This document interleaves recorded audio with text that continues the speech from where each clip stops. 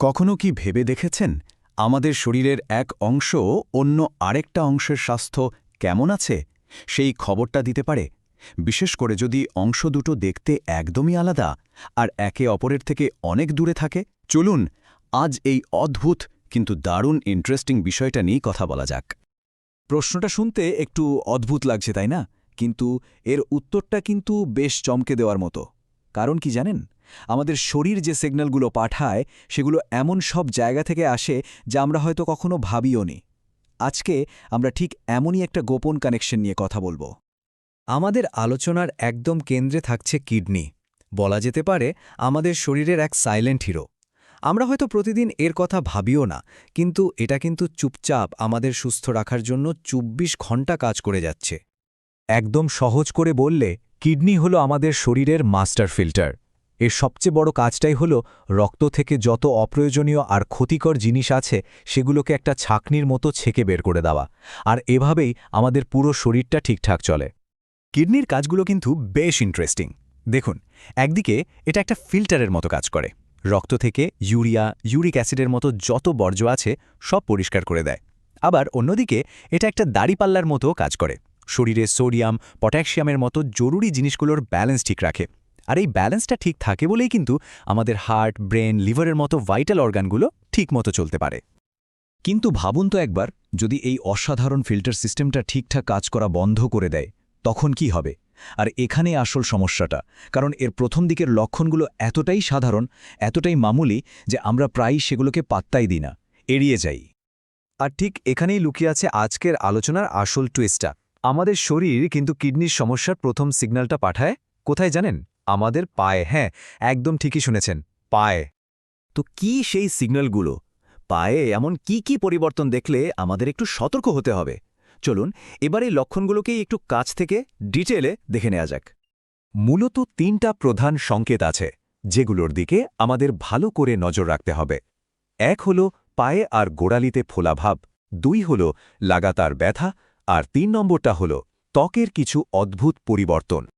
প্রথম আর সবচেয়ে কমন যে সিগন্যালটা দেখা যায় সেটা হলো ইডিমা, মানে পা ফুলে যাওয়া। ব্যাপারটা কি হয় জানেন? যখন কিডনি শরীর থেকে বাড়তি লবণ আর জল বের করতে পারে না, তখন সেই অতিরিক্ত জলটা গ্র্যাভিটির টানে সোজা আমাদের পায়ে আর গোড়ালিতে এসে জমতে থাকে। এবার আসি দ্বিতীয় সংকেতে, আর সেটা হলো ব্যথা। যখন কিডনির ফিল্টার করার ক্ষমতা কমে যায় তখন ইউরিক অ্যাসিডের মতো বর্জ্য পদার্থগুলো রক্ত থেকে বেরোতে পারে না আর জমতে শুরু করে। এই বাড়তি ইউরিক অ্যাসিড তখন পায়ের জয়েন্টগুলোতে ক্রিস্টালের মতো জমে যায়, আর সেখান থেকেই শুরু হয় ব্যথা। আর ৩ নম্বর সিগন্যালটা হলো স্কিনের কিছু পরিবর্তন। কিডনি যখন ঠিকঠাক কাজ করে না, তখন রক্তে মিনারেলস বা খনিজ পদার্থের ব্যালেন্সটা নষ্ট হয়ে যায়। এর ফলে কি হয়? ত্বক একদম ড্রাই, মানে শুষ্ক আর খসখসে হয়ে যায়। শুধু তাই না, এর সাথে প্রচণ্ড চুলকানি হতে পারে, এমনকি ত্বকে ইনফেকশন হওয়ার চান্সও বেড়ে যায়।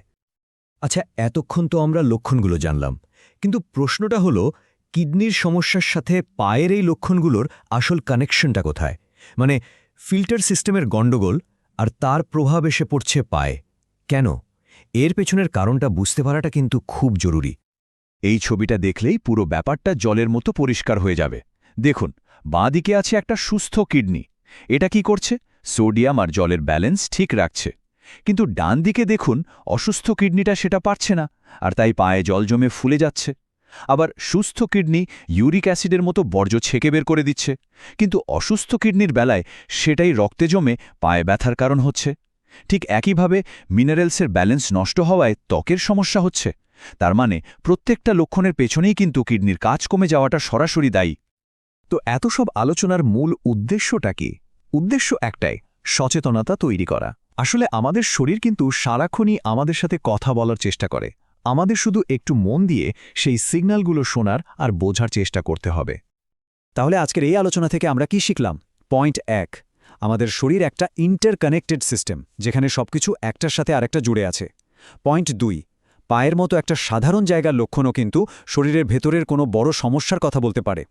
তবে সবচেয়ে ইম্পর্টেন্ট যে কথাটা মনে রাখতে হবে সেটা হলো, এই সব তথ্য কিন্তু শুধুমাত্র সচেতনতার জন্য, ভয় পেয়ে নিজে নিজে কোনো সিদ্ধান্তে পৌঁছে যাওয়ার জন্য একদমই নয়। আমাদের শরীর প্রতিদিন হয়তো এরকম আরও কত সাইলেন্ট সিগন্যাল, কত নীরব সংকেত আমাদের পাঠাচ্ছে, যেগুলো আমরা হয়তো টেরই পাচ্ছি না বা খেয়াল করছি না। কি হতে পারে সেই সংকেতগুলো?